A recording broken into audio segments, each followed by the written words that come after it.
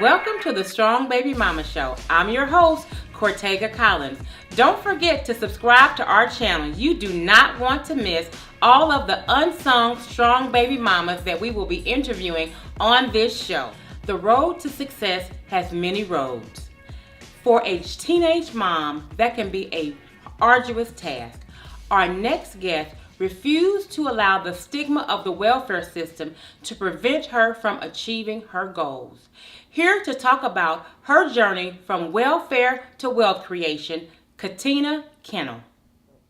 Welcome to the show, Katina. Thank you for agreeing to be a guest. Well, thank you for having me, Katina. I'm glad to be here. Good. Okay.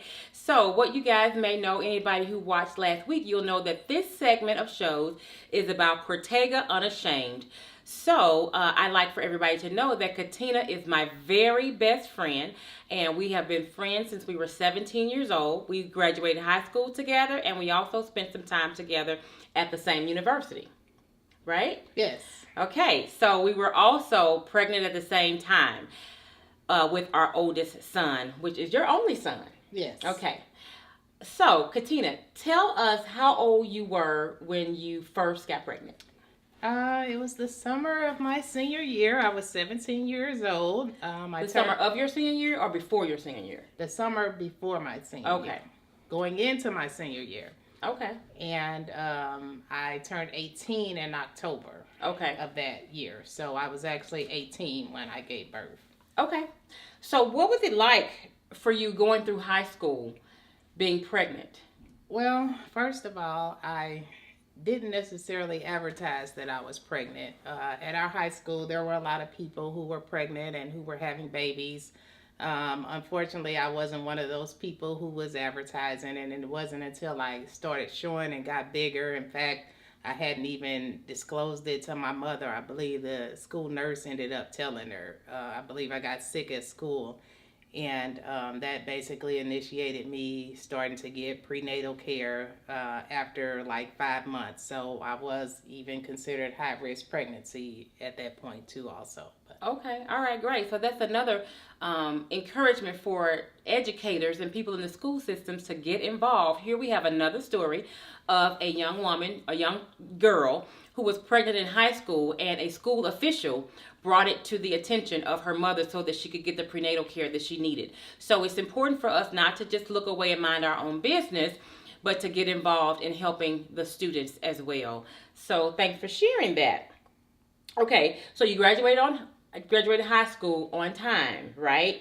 Actually, I did. All through high school, I was in advanced classes. So initially, by the time senior year rolled around, I only needed like 4 credits to graduate. And I actually got 3 of those credits that first semester. So in order to graduate it, I only needed like 1 credit to actually graduate and have enough requirements for graduation. Okay. So I was ahead of the game in that aspect. Okay, great. Okay, so during our freshman year in college, something traumatic happened in your personal life, in your family, right? Actually, yes, it did. I lost, actually, it was not that first year, but it was going into the second year. Okay. It was going into where I decided that I had found my major. I wanted to be a nurse. The university we attended did not have a entry-level BSN program. So I actually had made the decision some months prior to transfer to another university out of state. And I was going to be, and I actually was a commuter student during that time. But 2 weeks before, actually the week that I was starting at the university, my mother passed away suddenly. She had a heart attack at age 44 years old. So wasn't expected. She died August 26th of 1992, and my first class at SIU Edwardsville started August 31st, the day that I buried her. Wow. So in addition to all of the other struggles of being a teenage mom, going to college, having to switch the school that you had a full scholarship to, correct? Yes, I did. Having to switch that school, you were dealing with those issues. But despite all of that, you still graduated college, correct? Yes, I did. So tell us about the degree that you earned. I graduated. I At that time, most people were spending probably 5 years in college, so that really didn't throw me off. So initially, I had basically all of the entry level freshman college classes. So when I transferred to SIUE, I was able to transition into the degree program. I had to earn my way into the nursing program. During that time in 1996, it was very competitive. But again, I did what I needed to do in order to succeed. And once at SIU Edwardsville, I did initially, when I left UMSL, I left a full scholarship, but by that second year at SIUE, then I actually had obtained a minority scholarship through their minority student program. So again, I had every resource, everything I need, full tuition paid for. Also, by me not working, I had zero income. I applied and I was eligible for all the grants that were out there. I was eligible for the Pell Grant. I actually got money back when school started. Great. Okay. So that's wonderful. So that's a great segue into your portion of the show. So you took advantage. Oh, I won't say take advantage. I think that's a poor choice of words. You used for your benefit the welfare system. So you did not work while you were in college. What was your major? My major was nursing. Nursing, okay, which required a lot of science classes, right? Yes, it was very intense, whereas it didn't focus so much on math and so forth, but chemistry, microbiology, anatomy, and physiology are all major courses leading into even getting accepted into the nursing program. Okay. Great. So I think that it's important to mention that Katina, being a pretty brown girl, to kind of dispel the stereotype or the opinion that Black African American brown girls cannot excel in the sciences, because in my mind, I think that nursing is a pretty intense program. And you said that you had to it was competitive, so you had to earn your way in. Yes. So despite all of the, having a young son, so Justin must have been about 2 at this time? Yes, actually he was 19 months when my mother passed away. Okay. So, and he hadn't even been in daycare, actually. My mother had changed her work hours and she used to keep him.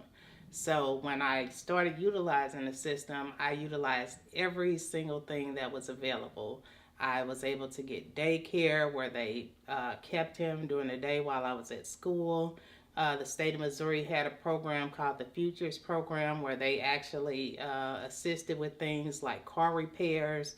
They bought lab coats for me. I could give them expense sheets. They did, like I said, minor car repairs. They bought like lab coats, one-time items. They didn't buy like books or things like that, but I could actually request those things. Okay.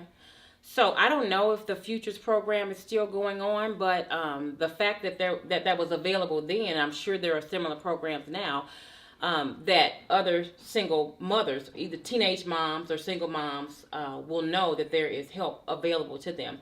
So we mentioned that you use the system. So tell me why you made that choice. Why did you choose? Because I took a different route, and I decided to work while we were going to college. And you chose not to work. So let me just say that Katina graduated. She chose not to work. She was in a very difficult program. And I did work. And let me just say that she did graduate with a much higher GPA than mine. But why did you make that choice? Well, one, I made that choice because I wanted to be around there for my son. I wanted to be there to spend that time with him. I wanted to make sure that I succeeded in what I was doing. I didn't want to go and have that extra stress or extra worries with trying to work, trying to take care of him, trying to keep my grades up. So I felt like I had enough resources. I had a really supportive sister and family that, made sure that I was able to just focus on school. And again, I had monies and things that were made available to me so that my basic needs were taken care of and my son's needs were taken care of. So I didn't need to have that added pressure on myself. Right. That's great. And you bring up a great point. You said your needs were taken care of. So because you made that choice, to me that required a lot of sacrifice. There were maybe some things that you could not do because you weren't working, the bells and whistles, but your needs were met. And Justin had a great childhood, even though he didn't have all of the amenities, the unnecessary amenities, because sometimes women will spend, mothers, because we want to give our children everything, we give them too much of the thing that they don't need. So do you think that there were some personal financial sacrifices that you had to make because of that choice? Well, absolutely. Early on, I absolutely did make a lot of sacrifices. Again, his needs were met. I was able to give him the basic things that he needed. And even back in that day, I mean, he was able to get those things. I had extra funds, but, he had what he needed at that time. And I worked during the summertime, but during school time, that was time for school. Okay. That's great. So really quickly, so I want to go back to what you said about why you made that choice. Part of it was for Justin because you want to be available for him. So even though there were some sacrifices, financial sacrifices, but he had the benefit of your time. And so just share with the viewers kind of what Justin is like today. How you made sacrifices for him, financial sacrifices. So he didn't have all of the new Jordans. Maybe he didn't have all of, the things that were important back then. But tell us about Justin today. I'm very proud of Justin today. Again, he is my only son. And in a way, he and I pretty much grew up together. His dad was young. We were both the same age, and it was kind of a learning experience for all of us. I mean, we really didn't know what to do with him. But again, Justin, he's even-tempered. He is well-balanced. He is a person with his own personality. He played sports. He excelled in sports. He's smart. He's actually a member of Kappa Alpha Psi. He attended college through his own choice. He left college, but he, bounced back, and he currently... But he did 3 years, though. Oh, he did. Almost 4 years. Yeah, he did. Almost 4 years, but again, that was his choice when he left. But again, he was still able to be blessed. He went on to work. He's a youth counselor. He works with children. Currently, right now, he has his own business. He's married. He has 2 children. So he turned out okay. So the sacrifices worked out for his good. Is the point that I'm making. Oh yeah, absolutely. It turned out, the fact that you didn't feel like you had to work, go to school, work 2 jobs to give him everything that you didn't have. You made a different choice, and it worked out. Justin turned out to be such an amazing young man. So it's almost time to end the interview. I can't believe it's been this much time already. I want to ask you one more question, though. If you had to do it all again, would you make the same choice? I believe that I would make the same choice. I believe that time for school is important. I believe that time that you spend with your children is important. I believe that your children need to see and to know people are working hard. You have to have goals to work for something. You have to be able to let the children see that you just don't get something for nothing. And they need to know that hard work and sacrifice comes behind anything. Wonderful. Okay, well, Katina, thank you again for being on the show. Our time is up. But before we end the interview, I would like for you to just look in the camera and speak to another single mom, teenage mom, single mom who is maybe on the welfare system or who is working 2 dead-end jobs. Look into the camera and just say any words of wisdom that you have for a single mom that you would want her to know, that will encourage her that it's okay to use the system for what it's worth. She doesn't have to camp out there, but it's okay, and that success can still be achieved even if you start off using that system. And I would just like to say to anyone out there, any single mother, anyone with young children, you can do it. Use your resources. Do what you can. Don't give up. Look for people who can mentor you. Look for people who can strengthen you, who can guide you, and just trust the process. And I just want to say that I have a cousin who basically, started as an LPN, had little children, and she kept going. And she just recently got her RN. And I always try and encourage people wanting to be in nursing. Hey, start where you can and keep on, and do not give up. You can do it. Inspiring words from a phenomenal woman. We're so happy that Katina was able to stop by and share with us her journey from welfare to wealth creation. And she's a great testament that your today does not have to dictate your tomorrow in a negative way. She used the system to make her tomorrow better than her today. Thank you for watching today. Don't forget to subscribe to our channel so that you will be updated on all of the great, phenomenal, strong baby mamas that we are highlighting. Don't forget to click to subscribe and click the notification button so that you will be notified every time we upload a new show.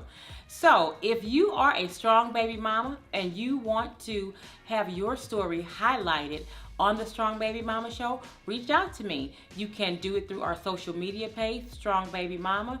You can also leave me a comment in the comment section to let me know that you'd like me to reach out to you, or feel free to email me at strongbabymama@gmail.com. So today's story was a great inspirational story.